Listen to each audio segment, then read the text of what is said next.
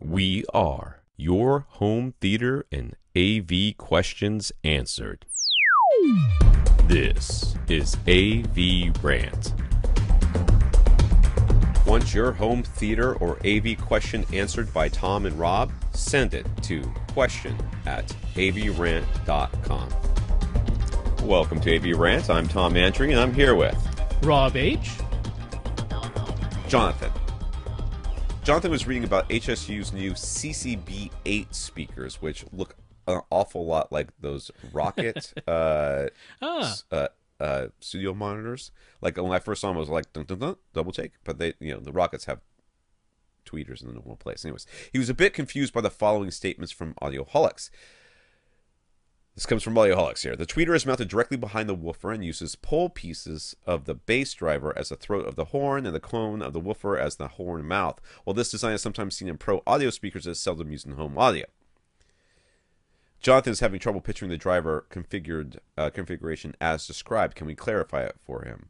Yeah, it's a coaxial driver, dude. The tweeter's in the center of the woofer. That's all it is. Yeah, and it's actually behind. So if you picture, if you're looking at it, there's like what looks like a dust cap, like you would have on any normal woofer. Well, that dust cap is concealing a hole. In any cone driver, there's actually a hole in the middle of it because it's a cone. It's a cone without a sealed tip at the top of it. So there's a hole there.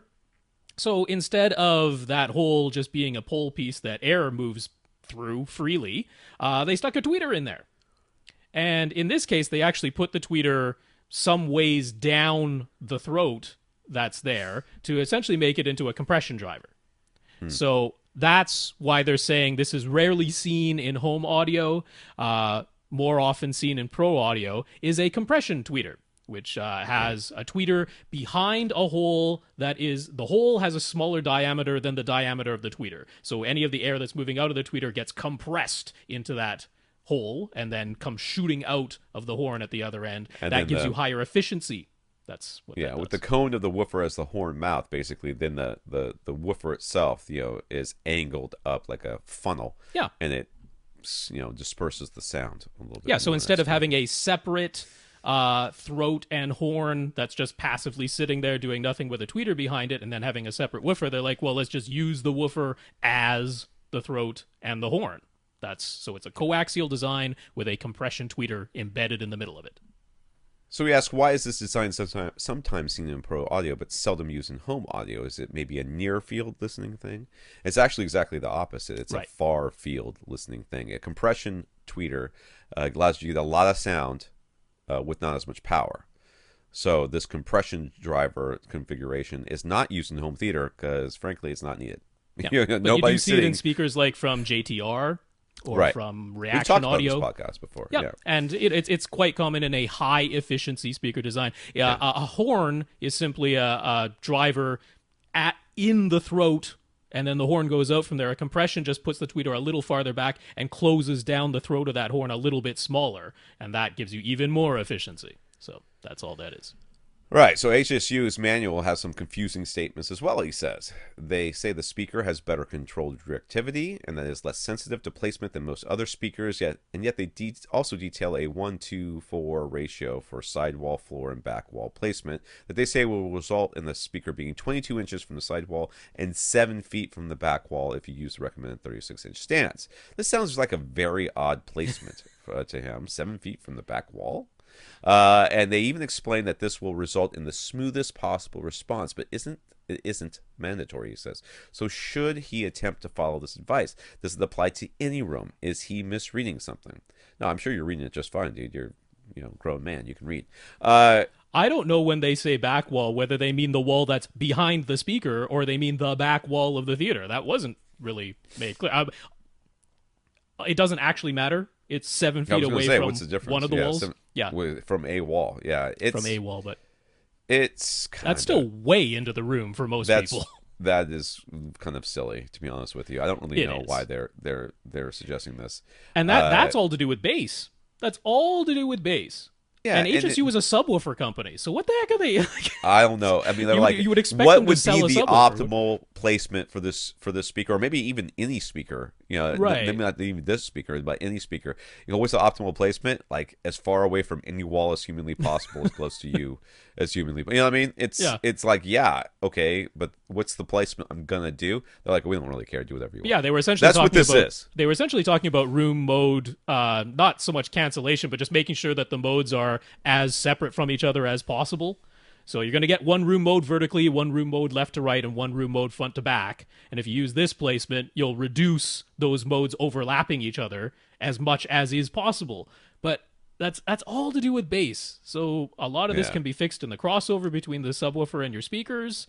And it is where I don't know. I mean, I guess it's like, oh, here's an interesting tidbit. We'll include it in our manual for no real reason. So I agree with the confusion. It's an odd thing to even mention, but I It's like really would not worry about it too much. that may be true, but is in Right. no way relevant. Right. I guess is the way I Yeah. would describe this. It is true, but not helpful. Yeah. So And yeah, if you had a really wide room, would you put them only 22 inches away from the sidewall? Well, of course not. Maybe you'd put them Not. 7 feet away from the sidewall and 22 inches from the front wall. Yeah. It'd still work. So HSU also says that the frequency response is flattest 15-degree off axis, with the speaker axis aimed up to cross in front of the listener. So how does this impact HSU's ideal placement? Where the heck are you supposed to sit when you listen to these speakers? You're supposed to have this perfectly shaped room with no furniture in it, and these speakers probably equal distant from you and each other, and crossing in front of you, and all this, and blah blah blah blah. Right. blah. The 15 degrees off axis is interesting because most speakers are referenced to on axis response. Right. Most of them say if you pointed these things straight at your ears, so if you looked at the speaker, you are looking right at the front of the speaker, bang on. Normally, that is where you get the flattest measured frequency response. And then there's a window to the left and right and vertically up and down where that response remains quite flat, but then eventually you get outside of that window and it starts to roll off. Well, in this case, they're like, essentially what they're saying is if you listened straight on, 0 degrees on axis, it would probably have tipped up high frequencies. It would Yeah, probably that's sound what a I bit think, too. shrill. Yeah. That's And what that's I'm quite guessing. common with a compression tweeter, too. That would be expected. Yeah. So what they're saying is basically to get the flattest response, you'd want to toe the speaker in so that instead of it being aimed right at you, it's aimed 15 degrees off to the side. But they're saying instead of having it, like, let's say you started with the speaker facing straight forward in the room, right? You would be some degree off axis, right? Because you're at the point Yeah. of a triangle, and then Yeah, you'd be 20, 25, yeah, something you'd like be that. some Depends how degree far off away you axis. are. So you could toe that in so that it's aimed straight at you. That would be 0 degrees. Or you could toe it in a little bit, and then you'd be 15 degrees off axis. But they're saying keep towing it in so that you're actually 15 degrees off axis on the outside face of the speaker rather than the inside face of the speaker. So that if you were to draw a straight line from the faces of the two speakers, those two lines would intersect and cross in front of you rather than somewhere behind you. So normally when you toe in your speakers, if you drew a straight line coming out of the faces of those speakers, they'd intersect, but probably somewhere behind you. They'd intersect right at you if they were aimed straight at you. They're saying toe it in even further. And my guess that's what behind they're this is because they're not assuming that you're sitting on an individual seat by yourself. I think that most people would probably do them 15 degrees off axis, where you're on the inside of the speaker. So the speaker is basically Right. shooting behind your head. Right. But if you're on a couch with 3 seats and you're in the middle seat, that's having the speakers basically pointed very close to right at the people on your left and right. Correct. By crossing them in front of you, you don't have to worry about any of the other couches getting a Yeah, or any other everybody's seats kind of getting- off axis. I think that's the reason. Yeah. I think that's the reason. Which to And me it also kind seems of like suggests. they're trying to avoid sidewall reflections as much as they can. Yeah, that could be too. These could be very directional speakers, I would think, as Yeah. well. So, they're trying to avoid some of that, and that's fine. But then, why the hell did you build a speaker like this one? To be honest with you, there's a reason why we don't do this stuff in home audio. It's because while these speakers can sound really good, if you can place them just perfectly for you, these compression tweeters, they're a little finicky. Yeah. And you're seeing that with these wildly weird instructions. There's nothing wrong with Although they're them. I'm probably sure they worth sound following. very good. Yeah. Yeah, I would follow them. I would follow them in some way. I don't And know in if I'd follow Jonathan's them email, everywhere. he was trying to use that angle recommendation to somehow work out like distances or what the listener triangle should be. It doesn't really have anything to do with that. Right. The placement is still whatever distance in front of you, however far apart the speakers are. The 15-degree off-axis stuff is all to do with how you angle the speaker, how you toe them in. Right. That's what that's talking about. The degrees off-axis really has nothing to do with the distance from you and apart from one another. That's two separate things. So on a different topic, Jonathan was window shopping at his local Best Buy. He overheard a salesperson talking about HDMI cables and lauding the purity of the copper and the $120 cables versus the lowly $75 cable. Right. First of all, I'm not buying either of those cables. That's a lot of money for a cable. Better be like really super long. Jonathan forced himself to walk away, but should he have said something like mentioning the existence of monoprice? He likes having a Best Buy around, so he doesn't want them to go out of business. And since they've dropped prices on big ticket items to compete with Amazon, it seems like that accessories are the only place where they can profit. Is he a bad person for not interjecting and informing the customer? I don't believe you're a bad person for doing that, Jonathan. I think you're just fine. They don't want to hear what you have to say, or they wouldn't be here. They wouldn't be at Best Buy buying cables if they had any interest in random people telling them which cables to buy. They could go to a forum and get that done. They could go online. They go to Yahoo Answers and get that done. Or they could just go to Amazon and it would show up. Yeah, but they've decided not to do that. They want to support their local Best Buy. Let them do it, dude. That keeps them in business that much longer so that you can buy their open box specials for... That said, I can totally sympathize because I come across these situations too. Like you're hearing wrong information or just, bad advice in a topic that you know a lot about, and it's tough. What do you do? Do you interject or do you stay out of it? I tend to stay out of it most times. If someone asks me, I'm going to tell them what I know. That's exactly right. Heck, sometimes I'm going to be wrong, right? So it happens. I've been climbing for a lot of years. I was trying to think about my son's 13, so about 12 years I've been climbing. On and off, not for 12 straight years. And I've got more than my fair share of knowledge of how to climb correctly. So walking through the climbing gym and hearing people, especially brand new people, talking about how to do something or watching them do it, it's like it's almost painful.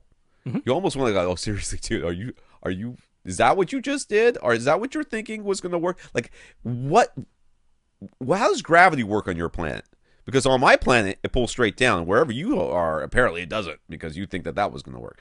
And I would love to pull them aside and, walk them through how to do it. And I've taken many people who have been floundering as climbers and started climbing with me, and they ask for help, and they go and, jump 3 grades in 3 months. That's a pretty big jump. It takes some work and it takes a lot, but it's a lot of technique that I can impart. But I just don't go running around spewing what they say at the climbing gym is spewing beta. Beta is telling people how to climb. No one wants that. It's the same situation. No, they're not interested in what you have to say. Just let it go. And then sing the song, Let It Go, as you go away. So there you go.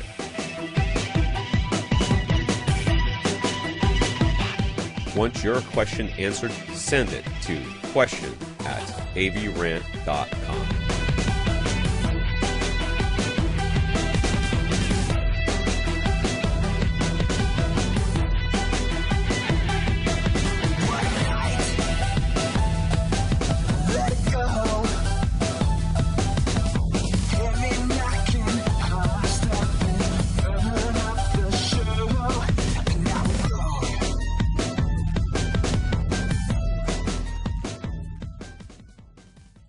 This is AVRant. Now go out and listen to something.